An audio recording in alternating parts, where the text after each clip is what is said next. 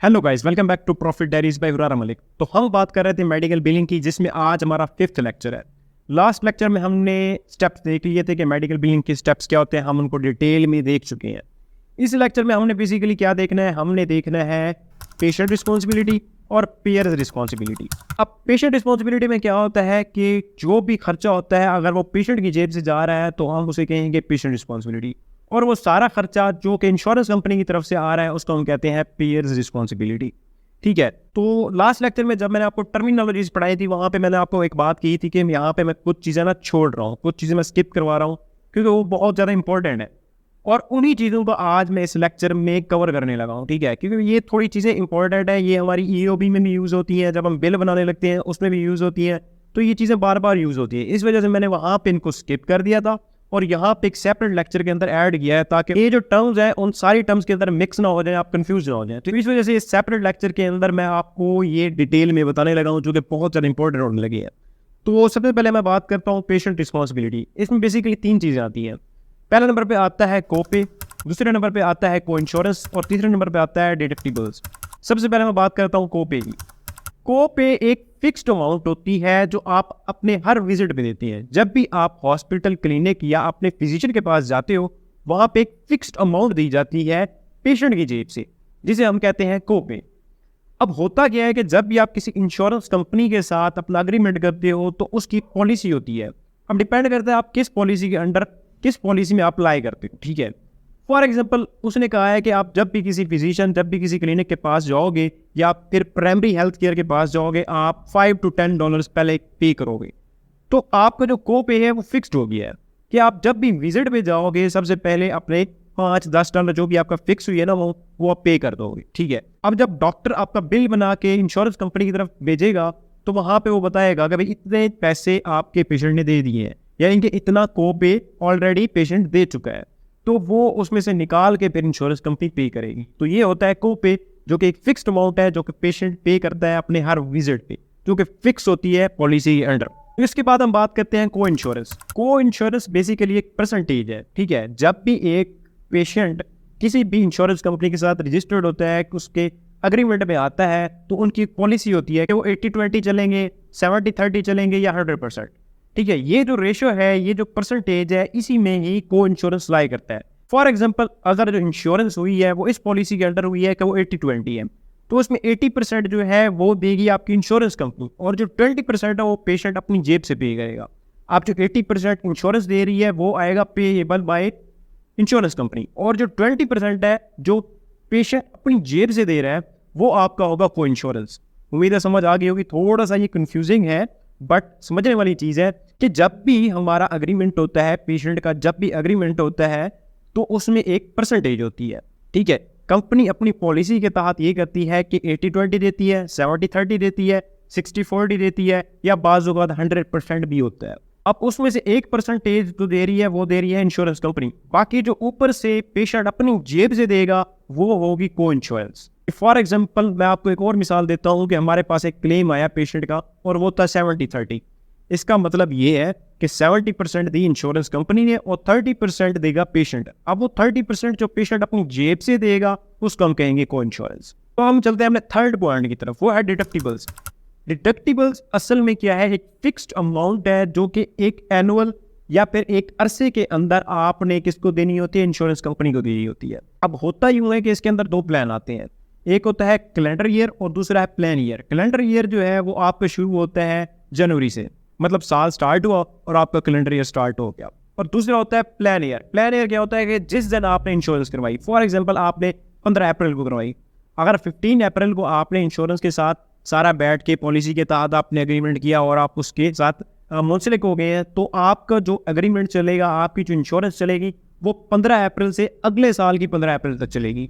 ये आता है प्लान ईयर के अंदर। अब आपका कैलेंडर ईयर हो या फिर प्लान ईयर हो, दोनों में आते हैं 12 महीने यानी कि 365 दिन।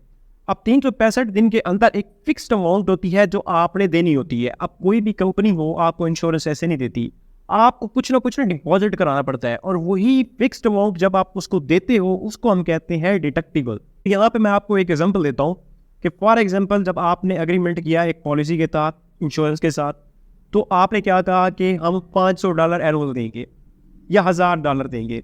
फॉर एग्जाम्पल यहाँ पे हम करते हैं कि आपने कह दिया कि $500 की पॉलिसी है कि आपने उनको एक कैलेंडर ईयर या प्लान ईयर के अंदर $500 देने ही देने हैं। तो अब होगा क्या कि आपके जो पहले विजिट्स होंगे वहाँ पे आपको इंश्योरेंस पे नहीं करेगा। फॉर एग्जांपल आप गए किसी क्लिनिक के अंदर, वहाँ पे आपका फर्स्ट टाइम बना कोई $100, ठीक है, आपका $100 में से इंश्योरेंस कुछ भी पे नहीं करेगा क्योंकि आपके डिडक्टिबल्स रहते हैं पीछे, आपके डिडक्टिबल्स अभी तक नहीं कटे, आपने इंश्योरेंस को अभी पे नहीं किया।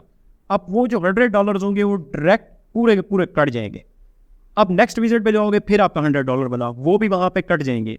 जब तक आपके $500 नहीं कटेंगे आपकी इंश्योरेंस स्टार्ट नहीं होगी।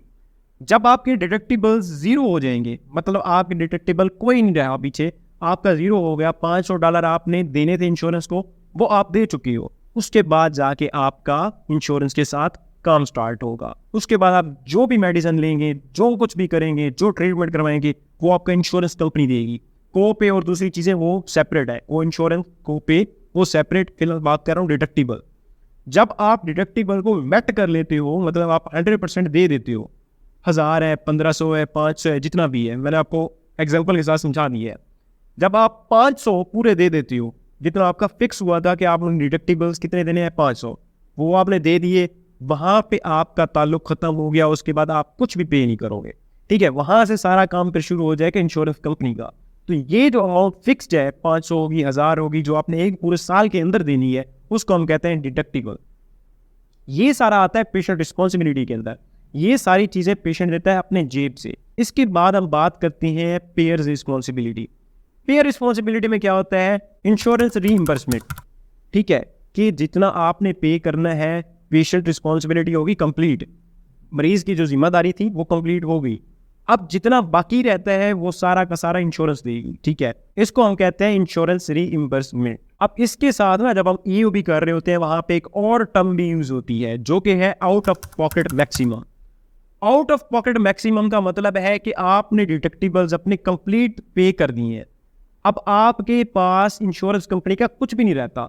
फॉर एग्जाम्पल आपने $1000 देने थे इंश्योरेंस कंपनी को, आपने जिस पॉलिसी के तहत अग्रीमेंट किया था उसमें लिखा था कि आपके जो डिडक्टिबल्स होंगे वो $1000 होंगे। आपने 10 विजिट किए, उसमें हर विजिट में आपने $100 दिए, आपके टोटल हो गए $1000 डिडक्टिबल, जो कि मैक्स हो चुकी है 100%। अब आप हो चुके हो आउट ऑफ पॉकेट मैक्सिमम। अब आप जब भी किसी डॉक्टर को विजिट करोगे, किसी भी फिजिशियन के पास जाओगे, किसी भी क्लिनिक में जाओगे, आप कुछ भी नहीं दोगे। सारी जो अमाउंट है वो उठा के कौन देगी?